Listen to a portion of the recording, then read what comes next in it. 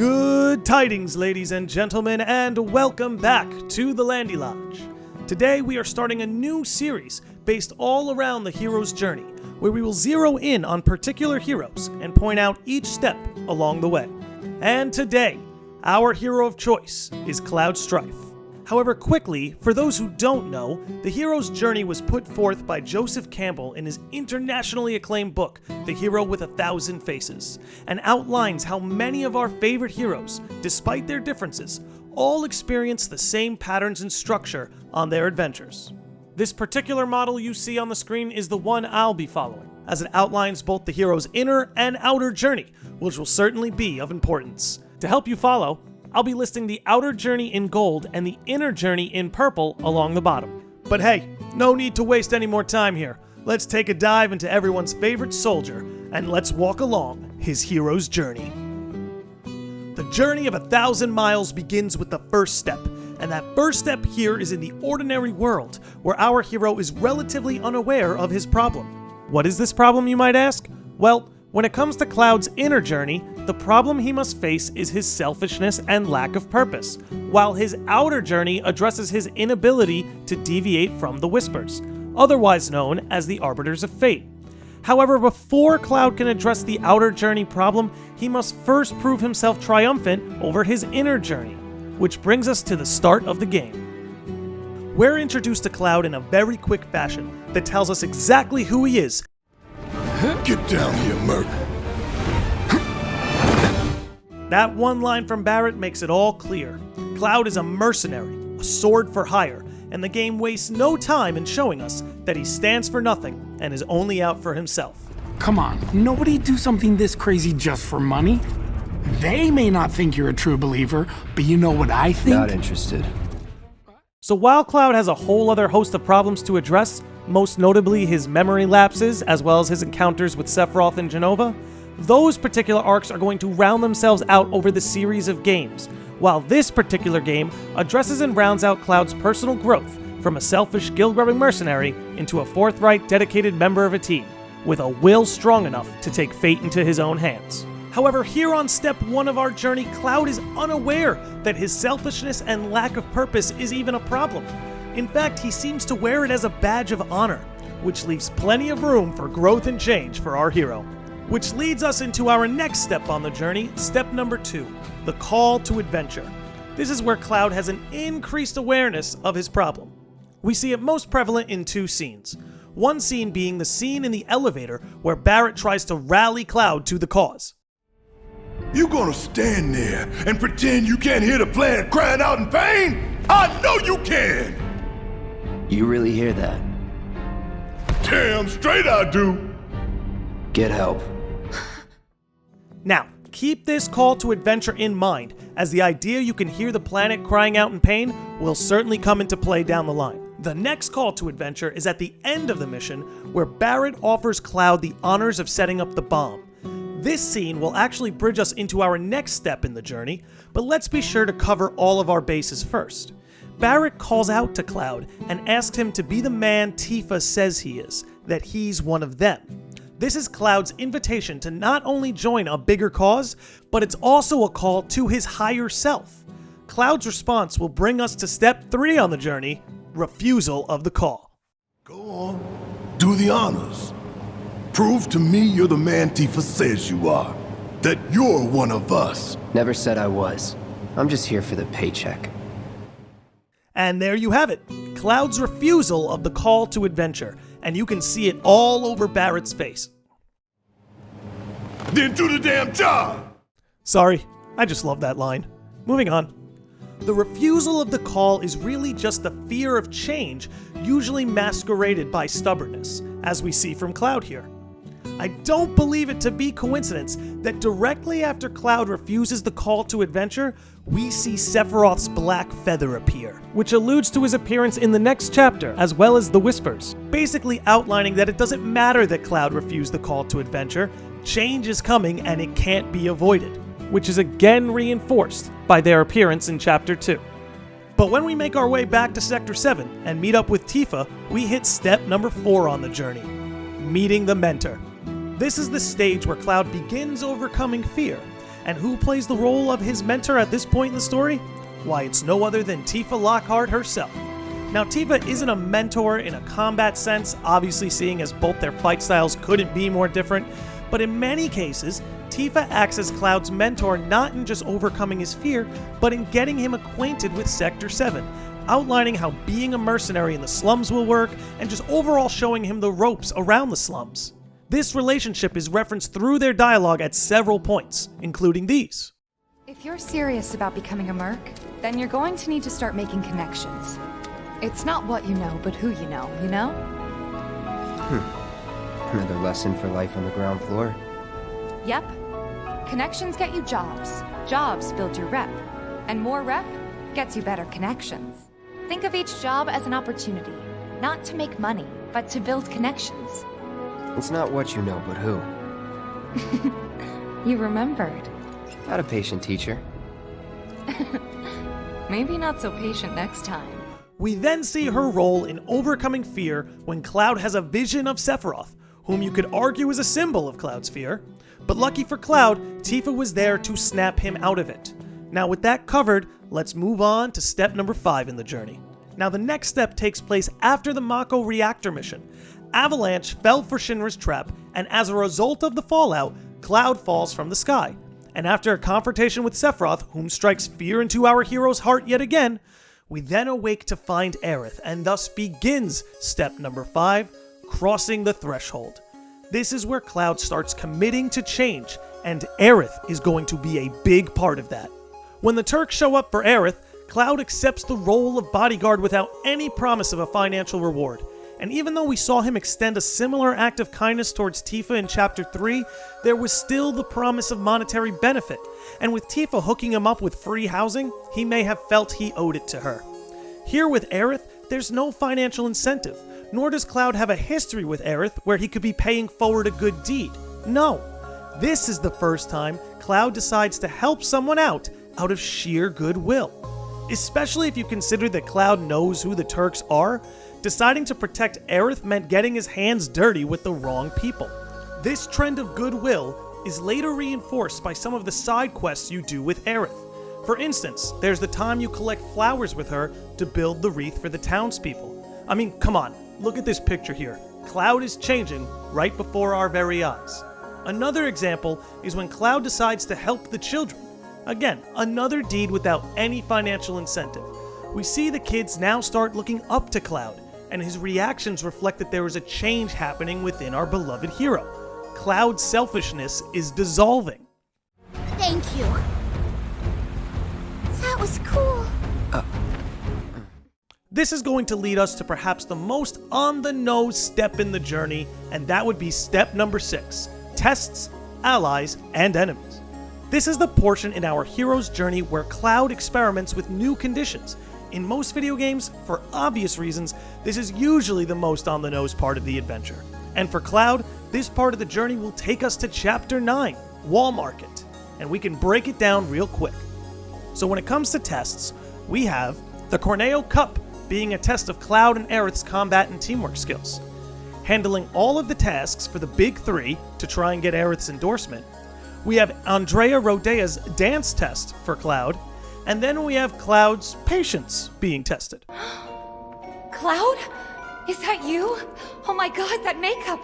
And that dress! Nailed it, I know, thank you. Moving on. Now when it comes to allies, of course we have Aerith, who is our newest ally, Chocobo Sam, Madam M, and Andrea, who of course become allies after you've proven yourself to them.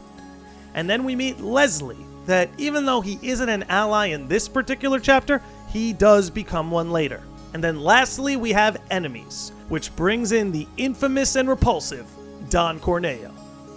The whole chapter is truly based around these 3 things, as well as thrusting Cloud into situations that allow him to experiment with new conditions. And again, in most gaming stories, this is usually the most on-the-nose step in the journey, and Final Fantasy VII Remake is no exception. But now that brings us to step number 7, approach the Inmost Cave, where Cloud is going to start preparing for major change. This is ignited by our heroes learning that Shinra is planning to drop the plate onto Sector 7. It's no accident that this leg of the journey takes place in the underground sewers and a train graveyard. But all they have is Dawn's word. But if it were to be true, it would be a call on Cloud to have to play the hero, seeing as it is his actions and the actions of Avalanche that began this whole chain of events leading up to this.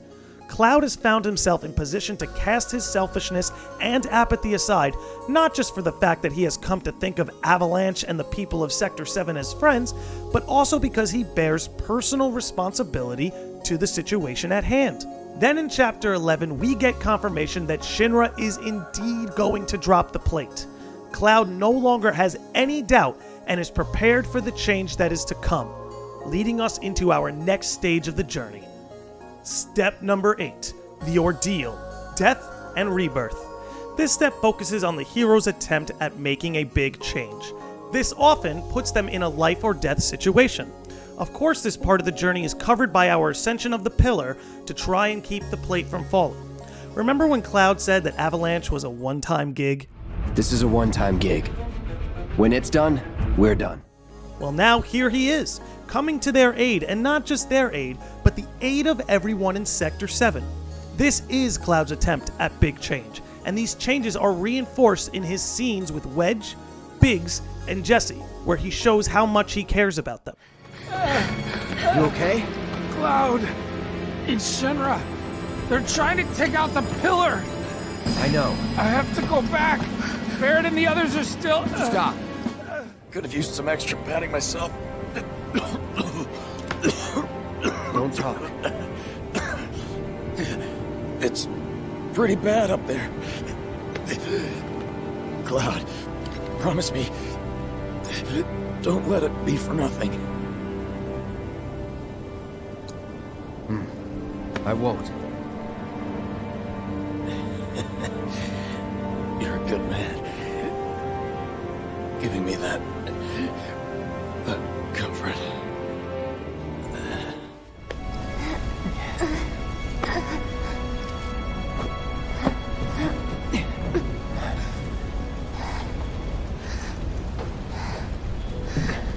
So, you're the guy who gets to hear my last words. Lucky me. Like hell they're your last. It's okay, Cloud. It's okay. But despite Cloud's efforts, the plate falls. They failed to stop the ordeal. This fallout is in many ways symbolic of Cloud's death and rebirth. From his attempt at big change, we lost Sector 7. We lost 7th Heaven. We lost our apartment. So much was lost. But in the context of being a hero, Cloud was reborn. And that is going to lead us on to our next step in the journey. The next step is step number 9, reward, otherwise characterized as the acceptance of a new life or objective. After the plate falls and Aerith ends up kidnapped, through this loss, Cloud gained a reward. The reward is put on full display in this scene here. Elmira. I've been thinking about what you said. She's calling out to me. I can feel it. In the beginning, we had a Cloud who, when Barrett said he could hear the planet crying out to him, Cloud's response was, You really hear that? Damn straight I do. Get help. But now, here we have a Cloud who says he can hear Aerith crying out to him. Aerith, a member of the Cetra tribe, the planet itself embodied in the flesh. Cloud, who once scoffed at the idea of hearing the planet's cries, now hears those cries himself through Aerith. Cloud's reward is the end of his selfishness and the birth of purpose and meaning in his life.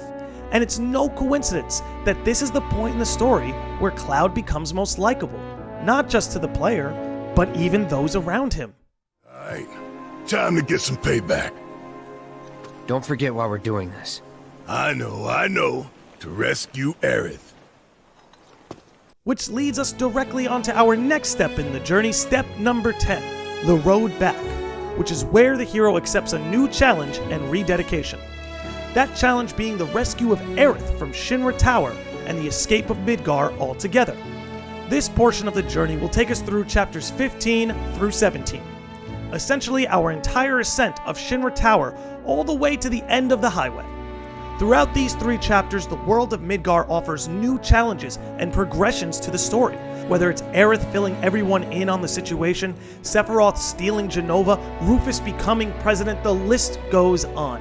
However, it's clear that these chapters focused on presenting Cloud with new challenges and circumstances that will bridge us over from this game into the next, especially considering the end of Chapter 17 is us escaping Midgar and thrusting ourselves into a new environment as a whole. Which then brings us to step 11 on the journey, Resurrection, a hero reborn, which is represented in the inner journey as a hero's final attempts at a change and an encounter with last-minute danger. And well, nothing says last-minute danger like Sephiroth waiting for you at the end of the highway. This entire step takes place in Chapter 18, as symbolically that is what our heroes, most notably Cloud, are experiencing when we step into this void. Before crossing over, Cloud and the gang were locked into their destinies. There was a greater force guiding them and restricting them to a predetermined fate. In many ways, our victory over the Arbiters of Fate serves itself as a rebirth for Cloud, as now that his fate is no longer predetermined, he has in many ways given his life a rebirth. Then we round ourselves out at the end here with step number 12, Return with Elixir, otherwise known as Mastery of the Problem. To recap, broadly speaking, Cloud's selfishness and lack of purpose were the problems he was unaware of when this journey began. But here he is, on the edge of Midgar, surrounded by friends that he cares deeply about. There is a selflessness to Cloud here in the end that wasn't there at the start. And not only that, this is a Cloud that has purpose. He's driven, has ambition, and is now willingly walking forthrightly into a new adventure. Where back in Chapter 1, he couldn't be any less interested in anything of that sort. We bared witness to a Cloud who came to us as a cold, selfish, apathetic, purposeless fool, and watched him transform into a soldier for a cause, no longer a lone wolf, but perhaps even a leader of his own wolf pack.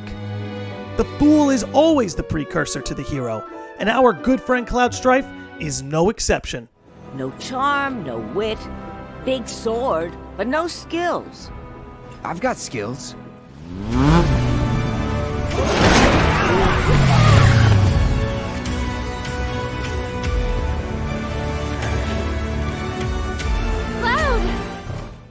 With all of that laid out, I hope you enjoyed the video, everybody. I plan on doing many more of these Hero's Journey videos, so if this was to your liking, feel free to drop a comment below on what hero I should do next. And if you're interested in some more Final Fantasy VII content, be sure to subscribe and give the video a thumbs up. And also, check the description for my podcast, The Midgar Minute, a podcast all about Final Fantasy VII. So as always, it's my absolute pleasure to bring these videos to you all. Enjoy the rest of your day, and we'll see you on the next time around.